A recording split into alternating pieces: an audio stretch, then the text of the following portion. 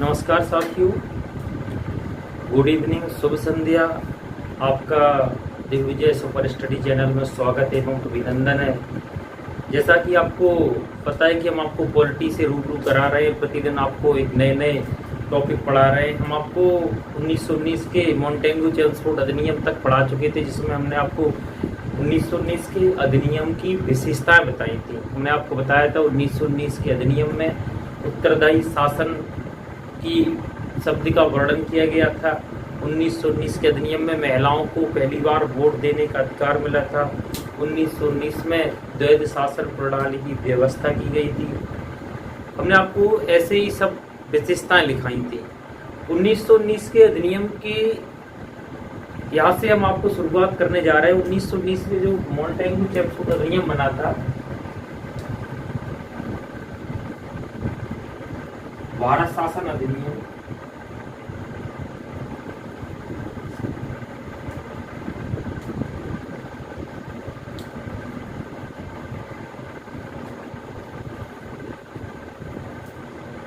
Montagu Chelmsford ने 1917 में एक रिपोर्ट तैयार की थी और 1917 से 1919 में ये लागू की गई। 1919 में फिर जब ये लागू की गई, 1919 वाली रिपोर्ट को बात ये रखी गई संसद में कि हम ब्रिटिश संसद में कि इसकी 10 साल बाद इस कानून की समीक्षा करेंगे, ये कितना कल्याणकारी रहा कानून। तो कुछ ऐसी 1919 से 1929 में समीक्षा होनी थी इस अधिनियम की। 1929 में समीक्षा होनी थी, लेकिन कुछ ऐसी घटनाएं घट गई बीच में ही, जैसे कुछ ऐसी घटनाएं घटी जिससे यह 1919 में रिपोर्ट तैयार ना होकर 1927 में ब्रिटिश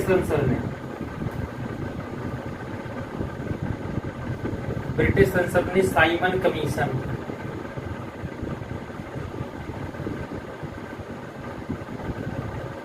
का गठन किया। अभी आपको समझना है ध्यान से। 1927 में साइमन कमीशन का गठन किया, जिसमें 7 लोग थे, अध्यक्ष साहब, एक अध्यक्ष प्लस 6 सदस्य। अगर टोटल बात करें तो 7 थे। कितने थे? 7 थे। अब 1927 का साइमन कमीशन भारत में 1928 में आया। भारत के जो राजनेता थे, कांग्रेस के राजनेता थे या भारत के राजनेता, उन्हें उम्मीद थी कि जो 1900 साइमन कमीशन आया उसमें भारत के लोगों का भी प्रतिनिधित्व होगा। लेकिन ब्रिटिश शासन ने क्या, ईस्ट इंडिया कंपनी ने क्या किया, ब्रिटिश शासन ने उन्होंने कहा कि कांग्रेस और मुस्लिम लीग के अलग अलग विचार हैं, इसलिए आपस में मेल नहीं खाते हैं, इसलिए हम आप लोगों को अलग ही रखेंगे। इसमें साइमन कमीशन में आप लोगों को प्रतिनिधित्व नहीं होगा, यानी कि आपको साथ में नहीं लेंगे। तो इसको 1928 में साइमन कमीशन का विरोध किया गया, पूरे भारत में विरोध किया गया। उस समय हम आपको बताएं 1928 में भारत के जाने माने वकील थे पंडित मोतीलाल नेहरू। कौन थे बताओ? मोतीलाल नेहरू। मोतीलाल नेहरू ने साइमन कमीशन के विरोध में, कह सकते हैं विपक्ष में, एक नेहरू रिपोर्ट पेश की। कौन सी रिपोर्ट पेश की? नेहरू रिपोर्ट। नेहरू रिपोर्ट में उन्होंने 3 बातें रखी। 1927 में जब ब्रिटिश ने साइमन कमीशन का गठन किया, जिसमें 7 सदस्य थे, जिसमें एक अध्यक्ष और 6 सदस्य थे। अध्यक्ष कौन था? साइमन। कौन था बताओ? साइमन था, इसलिए उसका नाम क्या रखा गया? Simon commission. अब 1927 से जब ये 1928 में आया, तो भारत के लोगों को यह उम्मीद थी कि इसमें हमारे राजनेताओं को भाग दिया जाएगा, जिससे जो भी हमारी समस्याएं होंगी ब्रिटिश क्राउन में जाके हम इन्हें पेश करेंगे, या हमारे साथ जो अत्याचार हुए, जो समस्याएं ईस्ट इंडिया कंपनी ने की हैं, इन्हें हम सब क्या करेंगे बताओ? जाके पेश करेंगे। लेकिन साइमन कमीशन जब गठन हुआ तो उसमें भारत के लोगों को उसमें कोई हिस्सा ही नहीं था। अब मेन कारण ये थे कि उनका मानना जो था कि हिंदू और कांग्रेस, यानी सीधी कह सकते हैं कांग्रेस और मुस्लिम लीग के विचार आपस में नहीं होते थे। ठीक है, वो अलग खींचतान कर रहे थे और कांग्रेस अलग खींचतान कर रही थी, जिससे इन लोगों ने भारत के लोगों का प्रतिनिधित्व नहीं किया। मेन रीजन तो यही था उन लोगों की राजनीति की, इन लोगों को आपस में क्या करना है, लड़ाना है, फूट डालो की राजनीति करनी है। 1928 में भारत के जाने माने वकील कौन थे? नेहरू, मोतीलाल नेहरू। मोतीलाल नेहरू ने साइमन कमीशन के विरोध में एक रिपोर्ट तैयार की, जिसमें उन्होंने कहा हमें अधिराज चाहिए। क्या कहा उन्होंने? 3 बातें रखी रिपोर्ट में, अधिराज, दूसरी रिपोर्ट रखी मौलिक अधिकार,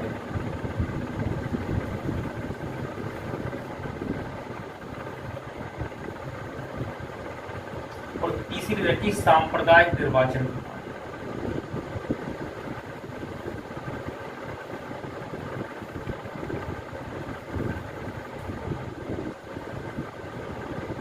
दोस्तों, मोतीलाल नेहरू ने 1928 की रिपोर्ट में उन्होंने बात रखी कि हमें 3 चीजें चाहिए भारत को, अधिराज, मौलिक अधिकार और सांप्रदायिक निर्वाचन प्रणाली। हम आपको बताना भूल गए थे, 1919 के अधिनियम में इतनी सब विशेषताएं होने के बाद, इतने सब अच्छे कार्य करने के बाद, भारत की जनता के लिए उन्होंने एक और चाल चली थी। उन्होंने 1919 के अधिनियम में ही 4 वर्ग को और भारत में की जो एकता है उसे विखंडन करने के लिए उन्होंने 4 वर्ग को सांप्रदायिक निर्वाचन प्रणाली में और रख दिया था। वो कौन कौन से थे? सिख थे, ईसाई थे, यूरोपियन थे जो भारत में आए थे। इन ऐसे 4 वो थे वर्ग जिन्हें सांप्रदायिक निर्वाचन प्रणाली में रख दिया था। उन्हें एक चाल चली। अब जो नेहरू रिपोर्ट में बात रखी गई, नेहरू रिपोर्ट में उन्होंने कहा कि हमें अधिराज दो। क्या दो? बताओ। अधिराज। फिर उन्होंने कहा, दूसरा पॉइंट क्या कहा? हमें मौलिक अधिकार दो। तीसरा पॉइंट रखा, जो आपने सांप्रदायिक निर्वाचन प्रणाली की शुरुआत की है हमें वो स्वीकार है, जो आपने तैयार की है वही हमें स्वीकार है। अब आपके मन में विचार आ रहा होगा कि अधिराज क्या है? बताओ प्यारे साथियों, क्या है अधिराज? अधिराज भारत के अंदर की चीजें हैं वो हम देखेंगे, जो भारत का शासन। सीधी सी बात ये है, अधिराज क्या है, ध्यान से सुनिए। अधिराज हम उसे कहते हैं कि भारत की जो गवर्नमेंट है, जो अंदर की बात है, जैसे हम स्कूल हम बनाएंगे, सड़क हम बनाएंगे, डीएम हमारे होंगे, एसडीएम हमारे होंगे, यानी जितनी भी टोटल जो कार्य हैं वो हम करेंगे। और जो बाहर के कार्य हैं, विदेशों से व्यापार किससे करना है, आपको किससे संधि रखना है, कहाँ माल भेजना है, कहाँ क्या करना है विदेशों में, वो आप करेंगे टोटल कार्य। यानी कि भारत के अंदर जो भी कार्य होंगे वो हम लोग करेंगे, और जो विदेशों में जो कार्य होंगे आप लोग संधि करना है या किससे बात करनी है, किससे नहीं कर, किस देश के साथ व्यापार करना है, ये सब किसका काम है? आप लोग करोगे। उन्होंने ये कहा कि हमें अधिराज दो। ठीक है। मौलिक अधिकार जो हम लोग अभी पढ़ रहे हैं, फंडामेंटल राइट, यहीं से शुरुआत होती है 1919 के। कहाँ से बताओ? 1919 के अधिनियम से ही। इधर लगभग में 1928 के नेहरू रिपोर्ट में ये बात रखी गई थी, हमें मौलिक अधिकार चाहिए। क्या चाहिए बताओ? मौलिक अधिकार। और सांप्रदायिक निर्वाचन प्रणाली हम लोग आपको बता भी चुके हैं, बहुत ज़्यादा विस्तार से बताई थी। सांप्रदायिक निर्वाचन प्रणाली क्या होती है, आरक्षण क्या होते हैं, इनमें सब में अंतर बताए थे आपको। ठीक है, तो यहाँ तक तो ठीक है। आपको अभी थोड़ा देख लो, फिर हम लिखाएंगे एक साथ में। अच्छा, लिख लो।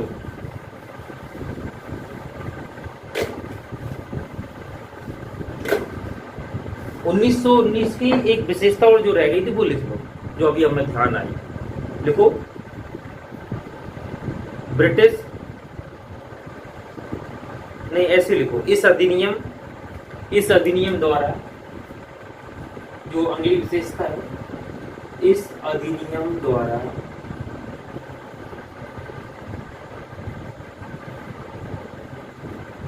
चार वर्गों को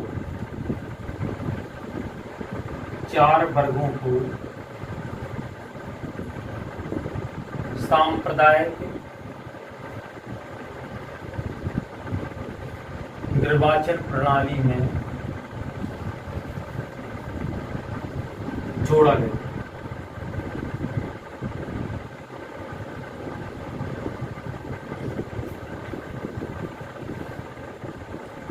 4 और वर्गों को निर्वाचन प्रणाली में जोड़ा गया। एक तो थे सिख, एक थे ईसाई, एक थे एंग्लो इंडियन और एक थे यूरोपियन। ठीक है, ये 4 थे। अब टोटल अगर हम भारत की बात करें तो भारत में टोटल कितने सांप्रदायिक निर्वाचन प्रणाली में जुड़ गए? एक मुस्लिम लीग, मुस्लिम, तो टोटल कितने गए? 5। ये इनकी क्या थी? कूटनीति, तुष्टीकरण की राजनीति थी ये। तो इनका एक सिद्धांत था कि हमें तुष्टीकरण की राजनीति करना है, आप लोगों को हम एक विचार ही नहीं होते। अगर एक विचार हो जाए तो आप हमारे को कर लाओगे विरोध करना, जब विरोध कर लाओगे तो हमारे यहाँ पे शासन करना क्या हो जाए? मुश्किल हो जाए। लिखो यहाँ से, देखो इस अगला पॉइंट लिखो, इस अधिनियम की समीक्षा के लिए, इस अधिनियम की समीक्षा 10 साल बाद होनी थी। इस अधिनियम की समीक्षा कितने साल बाद होनी थी? 10 साल बाद होनी थी, लेकिन कुछ घटनाओं के घट जाने के कारण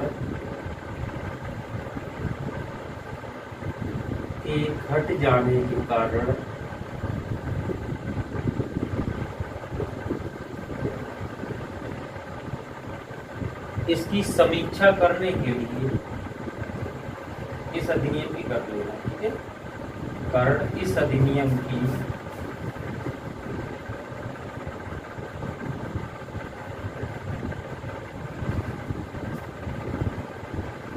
समीक्षा करने के लिए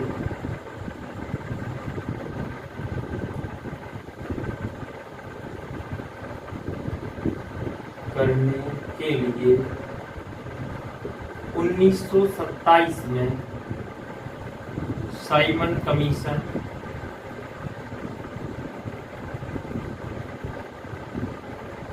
का गठन किया गया।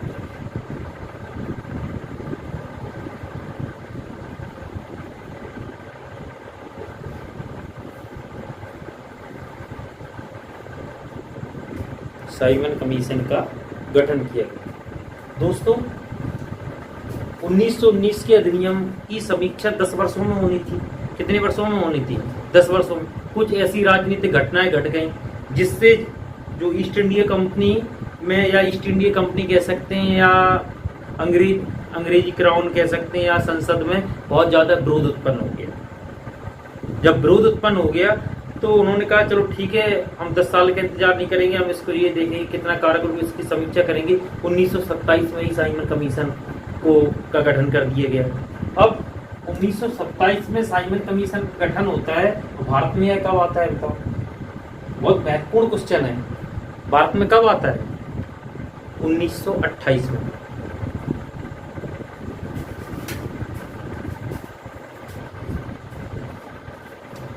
तो साइमन कमीशन भारत कब आया? 1928 में। लिख लो इसको। तो साइमन कमीशन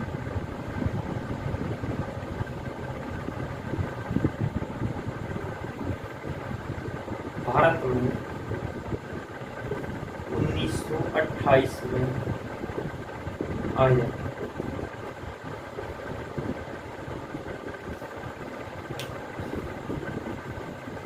उन्नीस सौ 28 में जैसे साइमन कमीशन आता है तो भारत के लोगों को इसमें कोई क्या नहीं होता है बताओ? प्रतिनिधित्व नहीं होता है। और मुख्य कारण क्या उन्होंने बताया था? उन्होंने ये बताया था कि जो कांग्रेस हैं और मुस्लिम लीग हैं, इनकी आपस में क्या नहीं मिलती है बताओ? विचार नहीं मिलते। जब विचार नहीं मिलते तो ये रिपोर्ट का सौंपेंगे? कुछ नहीं। तो इसलिए हम आपको क्या करते हैं बताओ? अलग रखते हैं इससे। तो इसका साइमन कमीशन का कांग्रेस ने क्या किया था बताओ? विरोध किया था। इसी विरोध, साइमन कमीशन के विरोध में किसने बताओ? मोतीलाल नेहरू ने 1928 में एक नेहरू रिपोर्ट पेश की थी। लिखो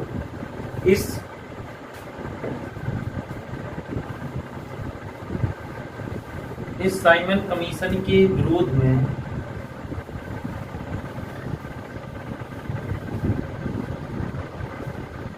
साइमन कमीशन के विरोध में 1928 में भारत के जाने माने वकील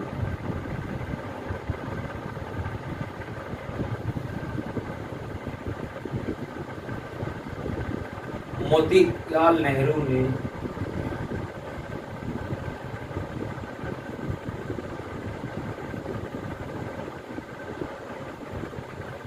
नेहरू रिपोर्ट पेश की थी।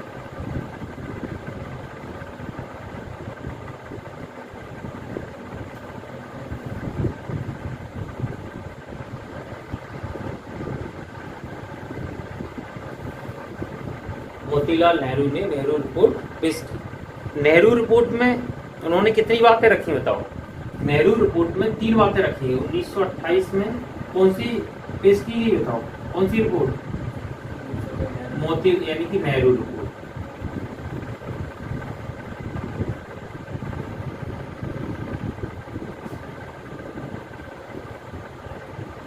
नेहरू रिपोर्ट में कितनी मांगे रखी है? 3 रखी है। कौन कौन सी? अधिराज, कौन कौन सी? अधिराज, इसे कह सकते हैं मौलिक अधिकार,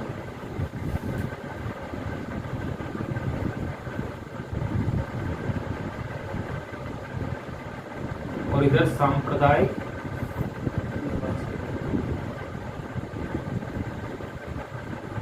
निर्वाचन प्रणाली।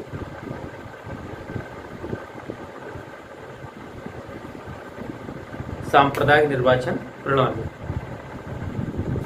मोतीलाल नेहरू ने अपनी रिपोर्ट में 3 मांगे रखी। एक तो हमें क्या चाहिए बताओ? अधिराज चाहिए।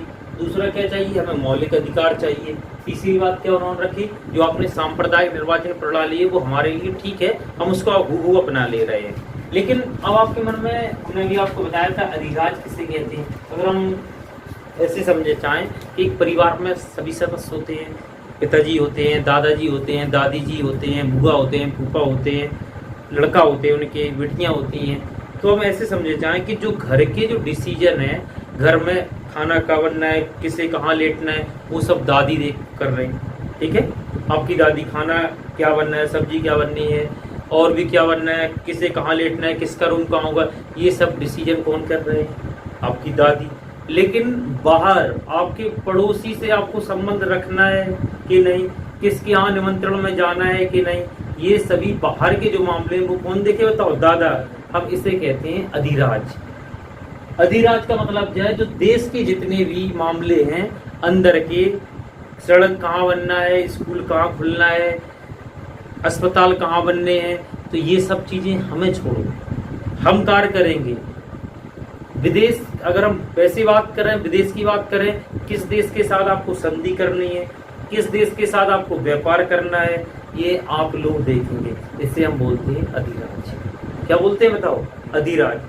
मौलिक अधिकार, मौलिक अधिकार आप लोग जानते हैं फंडामेंटल राइट्स होते हैं। और आपको एक जानकर बहुत ताज्जुब होगा कि इससे पहले मौलिक अधिकारों की बात नहीं की गई थी। आज के संविधान में जो मौलिक अधिकार हैं का एक क्वेश्चन भी कई बार पूछा गया है। आज के जो संविधान में मौलिक अधिकार है वो किससे हम कह सकते हैं, या किस अधिनियम से नहीं, किस रिपोर्ट से? हाँ, रिपोर्ट से निकल के आए। हाँ, निकल के आए, ऐसे भी कह सकते हैं। ठीक है, जयंती है।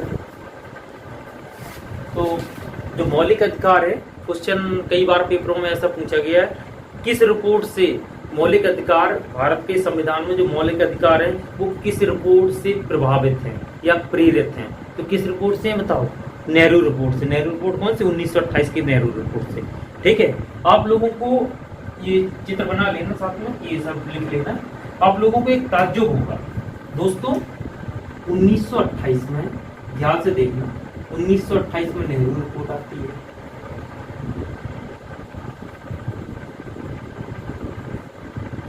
उन्नीस में क्या आती है बताओ? नेहरू रिपोर्ट। 1929 में, 1929 के लाहौर अधिवेशन में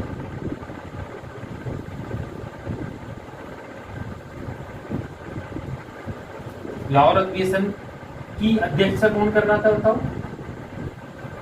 किसने की थी?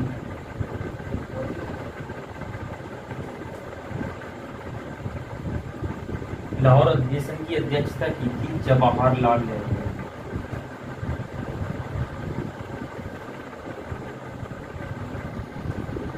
आपको जानकर ताज्जुब होगा, जवाहरलाल नेहरू ने 1929 में लाहौर अधिवेशन की अध्यक्षता की। इधर 1928 में मोतीलाल नेहरू ने रिपोर्ट पेश की। मोतीलाल नेहरू के वक्तव्य क्या थे? हमें 3 चीजें चाहिए। कौन कौन? अधिराज, मौलिक अधिकार, सांप्रदायिक निर्वाचन प्रणाली। लेकिन दोस्तों जवाहरलाल नेहरू उस समय कौन थे बताओ? लाहौर अधिवेशन की अध्यक्षता कर रहे थे। उन्होंने कहा हमें अब अधिराज, मौलिक अधिकार ये सब चीजें नहीं चाहिए, हमें पूर्ण स्वराज चाहिए। क्या चाहिए बताओ? हमें पूर्ण स्वराज चाहिए, पूर्ण स्वराज चाहिए और स्वतंत्रता चाहिए। पूर्ण स्वराज और क्या चाहिए बताओ? स्वतंत्रता। अब आपके मन में विचार आ रहा है पूर्ण स्वराज का मतलब क्या होता है? पूर्ण स्वराज का मतलब होता है आप लोग विदेशी हैं, आप जाइए, हम खुद में सक्षम हैं, हम ही शासन चलाएंगे, हम ही राजनीति करेंगे, आप लोग यहाँ से बाहर हैं, आप भागिए। सीधी सी बात ये है। आप लोग, आपने 1919 के दुनिया में उत्तरदायी शासन, हम उत्तरदायी शब्द का प्रयोग किया है, हम आपकी कोई उत्तरदायी नहीं है, ना आप हमारे लिए कुछ करिए, हम लोग खुद सक्षम हैं, हम लोग खुद राजनीति करेंगे, हम लोग खुद शासन चलाएंगे, आप हमें पूर्ण स्वराज दीजिए। पूर्ण स्वराज मतलब दैट इज पूर्ण स्वराज यही है कि हमें क्या चाहिए बताओ? स्वतंत्रता चाहिए। सीधी सी बात है, हमें पूर्ण रूप से आप स्वतंत्र कर दीजिए। आप यहाँ से कहाँ जाइए बताओ? बाहर जाइए, आप छोड़ दीजिए। तो हमने आपको बताया कि इधर जो जवाहरलाल नेहरू के पिताजी हैं मोतीलाल नेहरू, वो क्या कह रहे हैं कि हमें तीन शब्द चाहिए। एक तो अधिराज चाहिए, मौलिक अधिकार चाहिए, सांप्रदायिक प्रणाली। और इधर जवाहरलाल नेहरू क्या बोल रहे हैं 1929 के अधिवेशन में? वो कह रहे हैं कि हमें क्या चाहिए बताओ? पूर्ण स्वराज। इस समय जो कांग्रेस थी उसमें आपस में क्या हो रहा था बताओ? मतभेद हो रहे थे। क्या हो रहे थे बताओ? मतभेद। और इसी समय 1929 में भारत के एक और जाने माने वकील थे। कौन थे बताओ? मोहम्मद अली जिन्ना। कौन थे बताओ? मोहम्मद अली जिन्ना।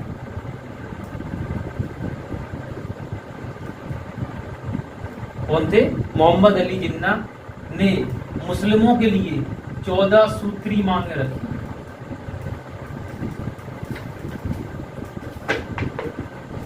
कितनी रखी बताओ? 14 सूत्री मांग रखी 1929 में ही। 1929 में ही लाहौर अधिवेशन में किसने अध्यक्षता की? जवाहरलाल नेहरू ने। जवाहरलाल नेहरू ने कहा हमें पूर्ण स्वराज चाहिए, हमें स्वतंत्र छोड़िए। 1929 में इधर मुस्लिम लीग ने, और उसने मुस्लिम लीग की तरफ से मुस्लिम मोहम्मद अली जिन्ना ने 14 सूत्री मांगे रखी। आप लोगों को जानकर ताज्जुब होगा कि ये 14 सूत्री मांगे ही पाकिस्तान की शुरुआत करती है। क्या करती है बताओ? यहाँ से भारत के विभाजन की क्या होती है? शुरुआत होती है। क्वेश्चन आता है कि किस मांगों पर या किस सन में जो मोहम्मद अली जिन्ना ने मांगे रखी थी वहां से भारत के विभाजन की नींव पड़ जाती है। तो भारत विभाजन की शुरुआत कहाँ से होती है बताओ? 14 सूत्री मांगों से होती। मोहम्मद अली जिन्ना। आपको एक बात और बताते चले, मोहम्मद अली जिन्ना ने बहुत संघर्ष किया भारत को स्वतंत्रता के लिए।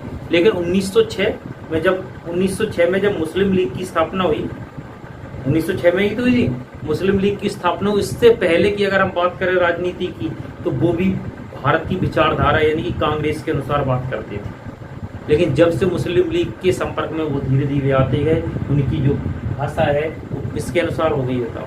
मुस्लिम लीग के अनुसार।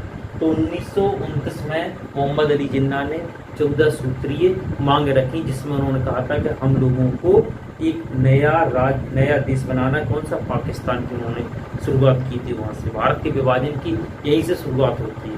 लिखो कहाँ तक ये लिखे थे? नेहरू रिपोर्ट तक। हाँ आगे लिखो 1929 1929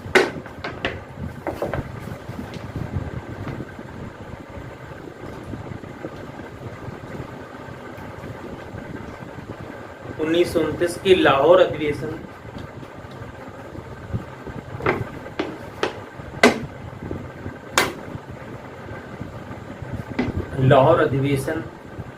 की अध्यक्षता जवाहरलाल नेहरू ने की, जिसमें उन्होंने पहली बार भारत में जिसमें उन्होंने पहली बार भारत को पूर्ण स्वराज की मांग की। भारत को पहली बार पूर्ण स्वराज की मांग की। लिखिए लिखिए साथियों, पहली बार पूर्ण स्वराज की मांग की।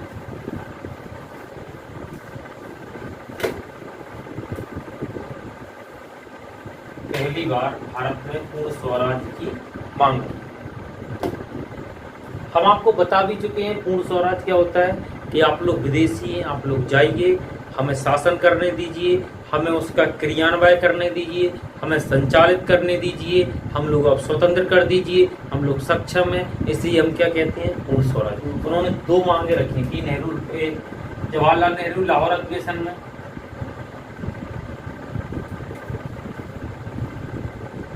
लाहौर अधिवेशन 1929 में कितनी मांगे बताओ?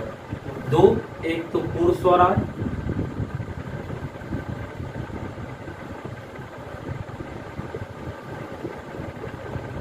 और एक क्या, स्वतंत्रता। आप लोगों को एक बात बताते चले, स्वतंत्रता। अब कई बार बहुत महत्वपूर्ण क्वेश्चन है, भारत में पहली बार स्वतंत्रता दिवस की शुरुआत कहाँ से हुई थी? तो ध्यान से सुनना, जब लाहौर अधिवेशन हुआ 1929 में। क्या हुआ 1929 में? यह निर्णय किया गया कि जनवरी के अंतिम माह को हम लोग स्वतंत्रता दिवस में, जनवरी के महीने के अंतिम रविवार को, किसको बताओ? जनवरी के महीने के अंतिम रविवार को हम लोग स्वतंत्रता दिवस मनाएंगे। 1930 में जनवरी के महीने का अंतिम रविवार 26 जनवरी को पड़ा। किस दिन पड़ा बताओ? 26 जनवरी को। तभी से हम लोग क्या मना रहे हैं बताओ? स्वतंत्रता दिवस। इसी दिन जवाहरलाल नेहरू ने रावी नदी के तट पर झंडा फहराया था भारत का। क्या फहराया था बताओ? झंडा। उसी दिन उन्होंने कहा था हमें पूर्ण स्वराज चाहिए, हमें अधिराज नहीं चाहिए। ठीक है, अगर कोई आपसे क्वेश्चन आए तो आप लोग क्या स्वतंत्रता कब से मनाते हैं? तो 26 जनवरी से तो मनाते हैं। 26 जनवरी से कब से? सीधी सी बात ये, जनवरी के अंतिम रविवार को। यदि अंतिम रविवार 26 जनवरी की जगह कब पड़ जाता? 27 को पड़ जाता, या 28 को, या 29 को, या इधर 24 को, कभी भी। फिलहाल में 24 को तो आएगा ही नहीं, 27, 28, 29, तो इनमें कोई भी हम तारीख को उसी दिन से स्वतंत्रता दिवस मनाते। लेकिन अब आज के समय में बात करें तो 15 अगस्त को हम कब मनाते हैं बताओ? स्वतंत्रता दिवस। और 26 जनवरी को कब मनाते हैं?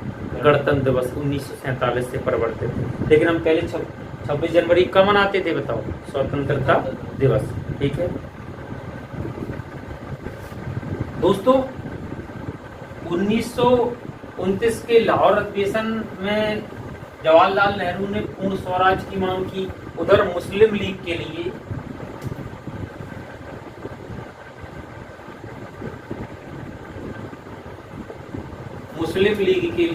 मोहम्मद अली जिन्ना ने, इसने मोहम्मद अली जिन्ना ने 14 सूत्री मांगे रखी। 1929 में ही क्या रखी बताओ? 14 सूत्री मांगे रखी। यहीं से होता है भारत के विभाजन की शुरुआत, इन्हीं 14 सूत्री मांगों से। उन्हें कहा हम लोग अल्पसंख्यक है, हम लोग बहुत पिछड़े हुए, हमें आरक्षण चाहिए। साथ साथ में आरक्षण ना हो तो हमें सीधी सी बात जाए, हमारे लिए नए देश का गठन करिए, हमारे लिए कानून अलग बनेंगे। ये सब चीजें उन्होंने बात रखी मोहम्मद अली जिन्ना ने। तो 1929 में 14 सूत्री मांगे रखी गई। दोस्तों, जब ज्यादा ही विरोध हो गया, जब मुस्लिम लीग और कांग्रेस में आपस में विरोध हो गया, इसको देखते हुए ब्रिटिश शासन ने गोलमेज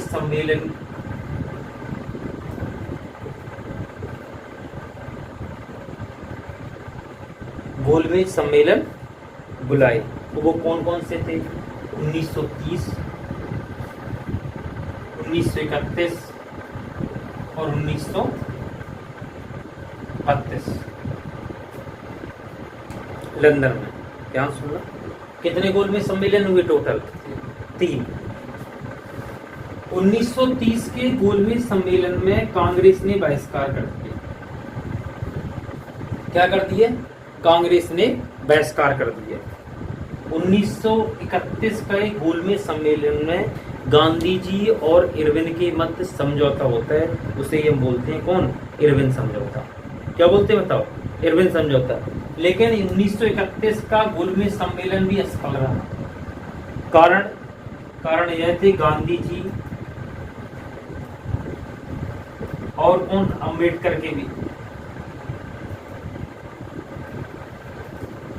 बीच मतभेद थे। गांधी जी और अंबेडकर जी के मध्य क्या थे बताओ, मतभेद थे। अब मतभेद किस कारण थे, गांधी जी अंबेडकर जी का कहना था हम लोग दलित हैं, हम लोग पिछड़े हुए हैं, हमें सांप्रदायिक निर्वाचन प्रणाली की शुरुआत कीजिए हमारे लिए।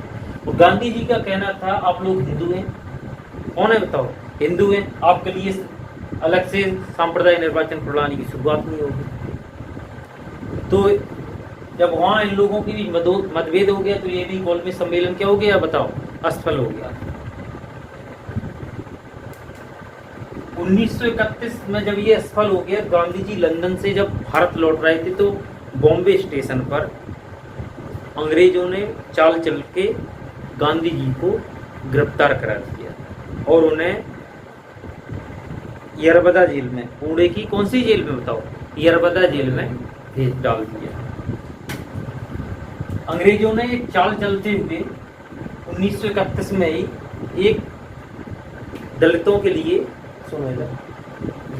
लिए सांप्रदायिक निर्वाचन प्रणाली की शुरुआत कर दी। एक उसे बोलते हैं पंचांग चार्ट। क्या बोलते हैं बताओ, पंचांग चार्ट के द्वारा उन्होंने एक चार्ट का मतलब जो है जैसे एक अधिनियम निकाला, उन्होंने एक कानून निकाला, उसके तहत उन्होंने सांप्रदायिक निर्वाचन प्रणाली की क्या कर दी बताओ, शुरुआत कर दी। जिससे गांधी जी को पता चला तो उन्हें बहुत आहत हुई। उन्होंने जेल में ही आमरण अनशन शुरुआत कर दी। क्या शुरुआत कर दी बताओ, आमरण अनशन। आमरण अनशन का आप लोग सोच रहे हो आमरण अनशन क्या होता है, आमरण अनशन का मतलब होता है जब तक मरूंगा, जब तक जिंदा हूं जब तक अनशन करूंगा, सीधी सी बात है। जब तक जिंदा हूं जब तक अनशन करूंगा, यानी जब तक मर नहीं जाता जब तक अनशन बराबर करूंगा। सीधी सी बात हम आपसे कह सकते हैं, आप किसकी तैयारी कर रहे हैं, नौकरी की। जब तक हम लोग लक्ष्य को प्राप्त नहीं कर लेंगे, जब तक हम लोग मेहनत करना बंद नहीं करेंगे। तो आमरण अनशन चालू कर दिया।